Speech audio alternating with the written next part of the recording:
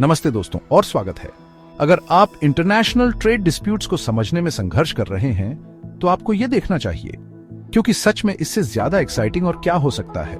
खास तौर पर हम यूएस प्रेसिडेंट डोनाल्ड ट्रंप के इंडिया से इंपोर्ट्स पर रेसिप्रोकल टैरिफ्स लगाने के रीसेंट अनाउंसमेंट को समझेंगे।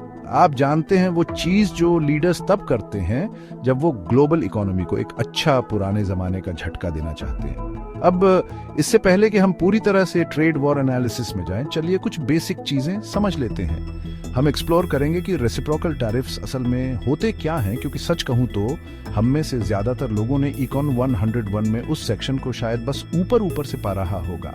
फिर हम यूएस ट्रेड पॉलिसी के हमेशा गहरे पानी में उतरेंगे, इन टैरिफ्स के पीछे के लॉजिक या लॉजिक की कमी को समझने की कोशिश करेंगे, और अंत में हम यूएस और इंडिया दोनों के अलग अलग सेक्टर्स पर इस इकोनॉमिक पावर मूव के पोटेंशियल इंपैक्ट की जांच करेंगे। अपनी सीट बेल्ट्स बांध लीजिए दोस्तों, यहाँ ग्लोबल इकोनॉमी की सवारी शुरू होने वाली है।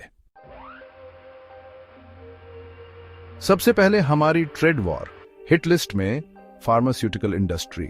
अब हम सब जानते हैं कि बड़ी फार्मा कंपनियों को अच्छा प्रॉफिट मार्जिन बहुत पसंद है, और इंडिया जेनेरिक दवाइयों के मार्केट में एक बड़ा खिलाड़ी बन गया है जो दुनिया भर के लोगों को सस्ते विकल्प देता है। लेकिन यहाँ एक ट्विस्ट है। यूएस इंडिया से फार्मास्यूटिकल इंपोर्ट्स पर 25% टैरिफ लगाने का प्रस्ताव कर रहा है। देखिए, ट्रंप एडमिनिस्ट्रेशन का कहना है कि ये टैरिफ अमेरिकन जॉब्स और इंटेलेक्चुअल प्रॉपर्टी की रक्षा के लिए जरूरी है। उनका दावा है कि इंडिया के ढीले पेटेंट कानून भारतीय फार्मास्यूटिकल कंपनियों को एक अनुचित लाभ देते हैं। लेकिन आलोचकों का तर्क है कि ये टैरिफ अंततः अमेरिकी उपभोक्ताओं को नुकसान पहुंचाएंगे, खासकर उन लोगों को जो सस्ती जेनेरिक दवाइयों पर निर्भर हैं। और इंडिया के फार्मास्यूटिकल सेक्टर पर पड़ने वाले प्रभाव को न भूलें। प्रस्तावित टैरिफ ने भारतीय शेयर बाजार में भूचाल ला दिया, जिससे फार्मास्यूटिकल इंडेक्स में भारी गिरावट आई। Pharmaceuticals export promotion council of India ने गंभीर चिंता जताई है। उनका कहना है कि ये टैरिफ यूएस को इंडिया के फार्मास्यूटिकल एक्सपोर्ट्स को अपंग बना सकते हैं। अब कुछ लोग कह सकते हैं, अरे 25% तो इतना ज्यादा नहीं है ना? गलत। ये चोट पे नमक छिड़कने जैसा है। जहां चोट एक संभावित ट्रेड वॉर है और नमक जरूरी दवाइयों पर भारी टैक्स, ये सिर्फ स्प्रेडशीट पर लिखे नंबरों की बात नहीं है। ये लोगों की जीवन रक्षक दवाइयों तक पहुंच की बात है। और सच कहूं तो लोगों की सेहत को एक ट्रेड विवाद में सौदेबाजी की चिप के रूप में इस्तेमाल करना, ये बस बुरी कूटनीति है, और उससे भी बदतर नैतिकता। आगे बढ़ते हुए अब हम ऑटोमोटिव सेक्टर की बात करेंगे, जहां ट्रंप प्रशासन इंडियन कार इंपोर्ट्स पर 25% टैरिफ लगाने की धमकी दे रहा है। अब यूएस ऑटो इंडस्ट्री काफी समय से पॉलिटिकल फुटबॉल बना हुआ है। ट्रंप ने मैन्युफैक्चरिंग जॉब्स वापस लाने और अमेरिकन ऑटोमेकर्स को प्रोटेक्ट करने का वादा किया था, लेकिन इंडियन कार इंपोर्ट्स पर टैरिफ लगाना ये स्ट्रैटेजिक प्ले कम और पूरी इंडस्ट्री को सीधे गड्ढे में धकेलने जैसा ज्यादा है। देखिए, इंडिया का कार मार्केट तेजी से बढ़ रहा है और ग्लोबल ऑटोमेकर्स ने इस पर ध्यान दिया है। कम प्रोडक्शन कॉस्ट का फायदा उठाने के लिए इंडिया में अपनी फैक्ट्रीज लगाई हैं। लेकिन ये टैरिफ्स काम में अड़ंगा लगा सकते हैं, जिससे यूएस मार्केट में इंडियन मेड कार्स कम कंपेटिटिव हो जाएंगी। और सिर्फ इंडियन ऑटोमेकर्स ही नहीं जो परेशान हैं। फोर्ड और जनरल मोटर्स जैसे ग्लोबल जायंट्स, जिनके इंडिया में बड़े मैन्युफैक्चरिंग ऑपरेशंस हैं, वो भी पसीने छुड़ा रहे हैं। वे क्रॉसफायर में फंस गए हैं। उन्हें ज्यादा कॉस्ट और कम प्रॉफिट का सामना करना पड़ रहा है। इस बीच इस पूरी सिचुएशन की आयरनी ये है कि यूएस का यूरोपियन यूनियन के साथ पहले से ही एक ट्रेड डील है जो यूरोपियन कार इंपोर्ट्स पर काफी कम टैरिफ्स देता है। तो जब ट्रंप प्रशासन इंडिया के साथ ट्रेड बैरियर्स बनाने में बिजी है, यूरोपियन ऑटोमेकर्स एक अलग एडवांटेज के साथ आगे बढ़ रहे हैं। ये सिर्फ अमेरिकन जॉब्स को प्रोटेक्ट करने के बारे में नहीं है, ये ग्लोबल मार्केट प्लेस में विनर्स और लूजर्स चुनने के बारे में है। और सच कहें तो कोई नहीं जीतता जब ग्लोबल इकोनॉमी ट्रेड वॉर की वजह से पीछे रह जाती है। अपने सुई धागे संभाल के रखिए दोस्तों, क्योंकि अब हम टेक्सटाइल और अपैरल इंडस्ट्री के गोलमोल जाल को सुलझाने वाले हैं। अब इंडिया का टेक्सटाइल प्रोडक्शन का एक लंबा और इतिहास रहा है। हाथ से काम करने वाले वीवर से जो इंट्रिकेट सिल्क्स बनाते हैं, लेकर भीड़ भाड़ वाले गारमेंट फैक्ट्रीज तक जो दुनिया भर के लिए कपड़े बना रहे हैं। लेकिन प्रपोज्ड यूएस टैरिफ्स से इंडिया के इकोनॉमिक टेपेस्ट्री के इस जरूरी धागे को तोड़ने का खतरा है। देखिए, यूएस इंडियन टेक्सटाइल्स के लिए एक बड़ा मार्केट है, खासकर इंडिपेंडेंट डिजाइनर्स और स्मॉल बिजनेसेस के लिए जो इंडिया की स्किल्ड आर्टिजन्स और कम्पिटिटिव प्राइसेस पर निर्भर करते हैं। लेकिन ये टैरिफ्स इंडियन टेक्सटाइल्स को बहुत ज्यादा महंगा बना सकते हैं, जिसे अमेरिकन बिजनेसेस को अपनी सोर्सिंग नीड्स के लिए कहीं और देखना पड़ेगा। और साफ साफ बात यह है कि यह सिर्फ हाई फैशन रनवेज और डिजाइनर लेबल्स के बारे में नहीं है। हम लाखों इंडियन वर्कर्स की रोजी रोटी की बात कर रहे हैं, जिनमें से ज्यादातर महिलाएं हैं जो अपनी इनकम के लिए टेक्सटाइल इंडस्ट्री पर निर्भर हैं। इन टैरिफ्स का एक भयंकर रिपल इफेक्ट हो सकता है, परिवारों को गरीबी में धकेल सकता है और रूरल कम्युनिटीज में इकोनॉमिक ग्रोथ को रोक सकता है। तो इंडियन बिजनेसेस इस संभावित अंधी से बचने के लिए क्या कर रहे हैं? वो बस बैठे नहीं हैं और कुछ होने का इंतजार नहीं कर रहे हैं।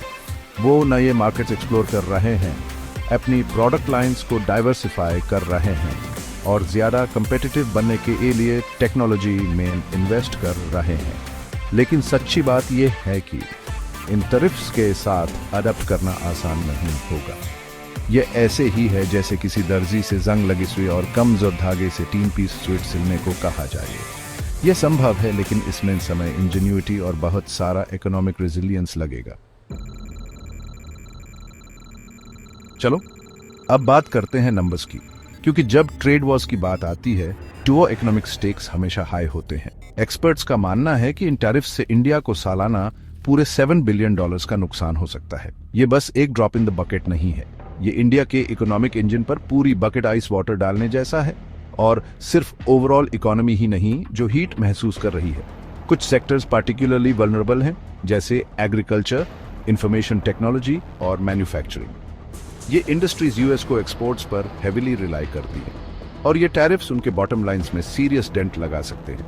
कुछ इकोनॉमिस्ट्स प्रिडिक्ट करते हैं कि ये टैरिफ्स इंडिया के जीडीपी ग्रोथ का एक सिग्निफिकेंट चंक कम कर सकते हैं, potentially slowing down the countries economic progress. और एक ऐसे देश में जहां मिलियंस अभी भी पॉवर्टी से एस्केप करने के लिए स्ट्रगल कर रहे हैं, कोई भी economic setback far reaching consequences ला सकता है। लेकिन इंडिया के बारे में एक बात है, ये देश का इकोनॉमिक चैलेंजेस के साथ पहला रोडियो नहीं है।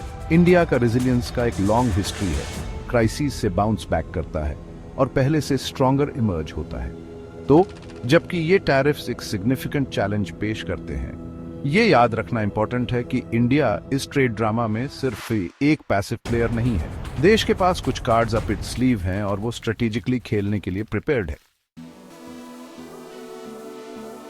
ठीक है दोस्तों, अब बहुत हुआ निराशा। चलिए बात करते हैं कि इंडिया इस ट्रेड वॉर टैंगो में कैसे वापसी करेगा, क्योंकि साफ बात है इंडिया किसी चुनौती से पीछे हटने वालों में से नहीं है, खासकर जब उसकी इकोनॉमिक इंटरेस्ट्स की बात हो। तो इंडिया का गेम प्लान क्या है? शुरुआत के लिए वो अपने ट्रेड पार्टनरशिप्स को डाइवर्सिफाई करने की कोशिश कर रहे हैं। वो यूरोपियन यूनियन और साउथ ईस्ट एशिया जैसे दूसरे देशों के साथ अपने संबंध मजबूत कर रहे हैं और यूएस मार्केट पर अपनी निर्भरता कम कर रहे हैं। ये बिल्कुल उस पुरानी कहावत जैसा है, सारे अंडे एक ही टोकरी में मत रखो, खासकर जब वो टोकरी किसी अनप्रिडिक्टेबल ट्रेड नेगोशिएटर के हाथ में हो। लेकिन इंडिया सिर्फ डिफेंस ही नहीं खेल रहा है, वो रिटेलिएटरी टैरिफ्स के साथ काउंटर ऑफेंसिव भी शुरू कर रहा है। उन्होंने की यूएस एक्सपोर्ट्स जैसे बादाम, सेब और हार्ली डेविडसन मोटरसाइकिल्स को निशाना बनाया है। ये टाइट फॉर टैट का क्लासिक मामला है। तुम हमारे सामान पर टैरिफ्स लगाओगे तो हम तुम्हारे सामान पर टैरिफ्स लगाएंगे। लेकिन इंडिया की स्ट्रैटेजी सिर्फ टिट फॉर टैट टैरिफ्स तक सीमित नहीं है। वो अपनी डोमेस्टिक इंडस्ट्रीज को मजबूत करने पर भी ध्यान दे रहे हैं। वो इंफ्रास्ट्रक्चर में इन्वेस्ट कर रहे हैं, इनोवेशन को बढ़ावा दे रहे हैं और फॉरेन इन्वेस्टमेंट को आकर्षित करने के लिए बेहतर बिजनेस एनवायरनमेंट बना रहे हैं। मानो वो कह रहे हो, अरे दुनिया, हम बिजनेस के लिए तैयार हैं और हम एक ऐसी इकोनॉमी बना रहे हैं जो यूएस के बिना भी फल फूल सकती है। और इंडिया के सीक्रेट वेपन के बारे में मत भूलिए, उसका विशाल और बढ़ता हुआ डोमेस्टिक मार्केट। 1.3 बिलियन से ज्यादा लोगों की आबादी के साथ इंडिया के पास एक बहुत बड़ा कंज्यूमर बेस है जो अपनी इकोनॉमिक ग्रोथ को बनाए रख सकता है। ये एक बिल्ट इन सेफ्टी नेट की तरह है अगर ग्लोबल ट्रेड वाइंड्स अनफेवरेबल हो जाएं। तो हालांकि प्रपोज्ड यूएस टैरिफ्स महत्वपूर्ण चुनौतियां पेश करते हैं, इंडिया हार नहीं मान रहा है। वो डाइवर्सिफिकेशन, रिटेलिएशन और डोमेस्टिक ग्रोथ पर नए सिरे से ध्यान केंद्रित करने वाली एक मल्टी प्रोंग्ड स्ट्रैटेजी के साथ वापसी कर रहा है। तो लीजिए दोस्तों, आपको एक झलक दिखाते हैं अंतर्राष्ट्रीय व्यापार की उलझी हुई और अक्सर झगड़ालू दुनिया की। हालांकि अमेरिका द्वारा प्रस्तावित टैरिफ भारत के लिए महत्वपूर्ण चुनौतियां पेश करते हैं, यह याद रखना जरूरी है कि यह कहानी एक तरफा नहीं है। भारत अपनी रणनीतियों और औजारों के साथ एक मजबूत आर्थिक शक्ति है जो इस व्यापार युद्ध से निपटने के लिए तैयार है। इस व्यापार विवाद का परिणाम अभी भी अनिश्चित है। क्या यह एक पूर्ण व्यापार युद्ध में बदल जाएगा जिसके विनाशकारी वैश्विक परिणाम होंगे, या फिर समझदारी से काम लिया जाएगा और बातचीत से कोई रास्ता निकलेगा? सिर्फ वक्त ही बताएगा। एक बात तो पक्की है, यह व्यापार युद्ध का टैंगो दोनों देशों के लिए बहुत बड़ा दांव है, और किसी भी अच्छे नृत्य की तरह दर्शक ही हैं जो अंततः ताल को महसूस करते हैं, चाहे वह रोमांचकारी ऊंचाई हो या हड्डी तोड़ने वाली गिरावट। तो बने रहिए, क्योंकि यह व्यापार का ड्रामा अभी खत्म नहीं हुआ है। जहां अमेरिका द्वारा प्रस्तावित टैरिफ महत्वपूर्ण चुनौतियां पेश करते हैं, वहीं भारत की रणनीतिक प्रतिक्रियाएं और घरेलू स्तर पर संचालित अर्थव्यवस्था कुछ प्रतिकूल प्रभावों को कम करने में मदद कर सकती है। इस विकसित होते व्यापार परिदृश्य पर अधिक अपडेट के लिए बने रहे।